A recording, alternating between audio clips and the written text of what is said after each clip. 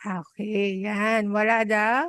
Sabi, ang lifestyle daw is a routine. Tama si Dean. It's a routine. At sabi pa dito, a lifestyle is the habit, attitude, taste, moral, standard, economic level, and etc. Kapag sinabing lifestyle, pumapasok lahat doon yung ginagawa natin.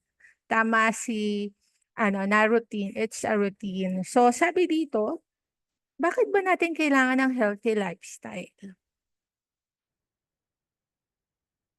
Why kaya we need a healthy lifestyle? Palagay nyo, bakit kaya kailangan na? Okay, Dean. Teacher, ano po, pag hindi healthy po, mag-i-easily ka magkasakit at saka easily ka magkakasakit, ano, ay hindi ka masyado healthy. Pag Mm. healthy lifestyle naman, hindi ka magkakasakit. Kasi 'di ba 'pag may sakit tayo, apektado ang lahat sa katawan natin. Kapag nga masakit ang ulo natin, hindi tayo makapag-isip ng tama, 'di ba? 'Pag nilalagnat, hindi ka puwedeng gumawa ng mga activities na kailangan mong gawin. O kapag may sakit ka ba, puwede kang pumasok sa school? 'Di ba hindi? Kasi sabi niya, pero dapat daw meron tayong sabi dito sa book sa 301, what is weight management? Sino ang alam ang weight nila? Ha? Hindi po ako, hindi po Yes. ako, hindi ko po alam po. Yan, 'di ba? Yung weight management natin. So, dapat alam natin kung paano yun ginagawa. At meron din tayong mga BMI. Sabi dito ang BMI yung body mass index natin. Depende daw yon sa ating pangangatawan. Sabi sa page 302. So, yan. May BMI tayo. Merong underweight, merong normal weight, merong overweight, merong obese, sabi dito, at merong is extremely obese. 'Di ba may mga nakikita tayo yung sobrang laki, sobrang taba, sobrang yes, Teacher, nakakita ko nung ubis sa KMJS po. oo, 'di ba? Mga story nila, Mm. yung mga story po. Oh, 'di ba nahihirapan sila kung paano sila gumawa. Hindi basta 'pag naglalakad hinahapo. So dapat daw alam natin yung mga BMI score natin. Dapat alam natin yung weight natin kung kasi 'di ba 'pag sa age kasi natin tsaka sa height, may binabasihan niyang weight. Kung ang height mo ay 4 feet lang, dapat nasa mga 40 lang yung weight mo, hindi ka lalagpas ng pero depende pa rin sa advice ng ating mga doktor, yung weight natin. Hindi porket mataba hindi na healthy kasi minsan may payat naman na 'di ba, mayroon din siyang dapat i-gain na weight, masyado naman siyang payat kailangan ng magpataba o kaya magpadagdag ng timbang, hindi magpataba, magpadagdag ng timbang. So, sabi dun sa 302, basahin niyo 'yan yung BMI score natin para alam natin kung ano yung weight natin.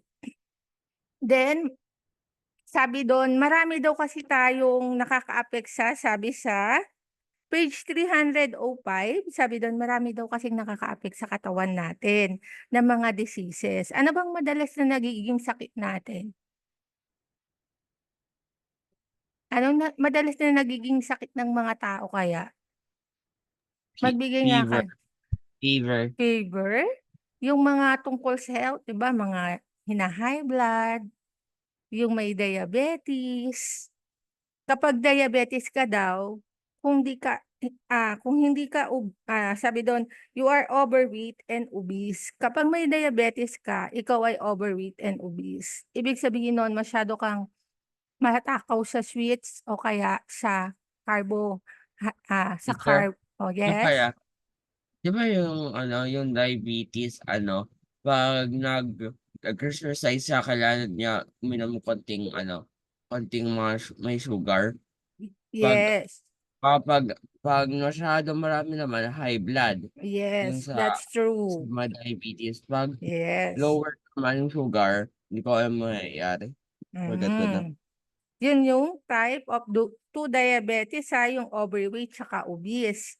Tapos meron din tayong cardiovascular, yung condition naman neto involving in our heart, 'di ba? Yung mga high blood, sabi diyan, heart disease, common alignment include sa puso. Kaya dapat inaalagaan natin yung health natin. And meron ding nai-stroke, 'di ba? Yung mga nai-stroke na pumuputok yung ugat sa utak, tapos hindi na siya nakakakilos. Nakakita na kayo nun? You see na yung paa niya parang hila-hila niya kasi na-stroke siya tapos kailangan niya ng ano, ah, therapy para gumalaw ulit yun. So, kailangan ng gamutan. So, kailangan yung kinakain natin sa araw-araw ay balance. Tapos, saan ba tayo puwedeng mag-exercise? Saan-saan ba tayo puwedeng mag-exercise? Sige din, Sa bahay, sa bahay? Like what? Give me example, paano? Paano sa bahay? sa sala, Sa sala. Puwede tayong mag-walk, 'di ba? Puwedeng mag-zumba, puwedeng mag-sit Sa up. garden po, teacher, Yes, sa oh, 'di garden. ba? Puwede din ikaw mag-exercise. Oh, 'di ba yung mga Hmm, simple sit up, tapos walking, puwedeng mag-zumba, na running.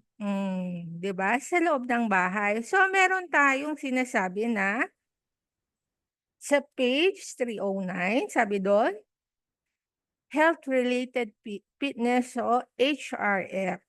Sabi po, 'pag sinabing HRF, it's mean healthy related fitness, its components. O ano-ano nga yun? Pabigay nga ako kung ano-ano yung mga HRF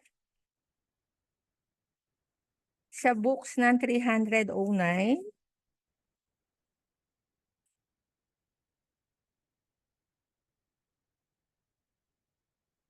Anong sabi diyan? 'Di ba merong cardio-respiratory, merong muscular strength, merong muscular endurance, merong flexibility, and body composition, 'di ba? At meron ding SRF na skill related fitness.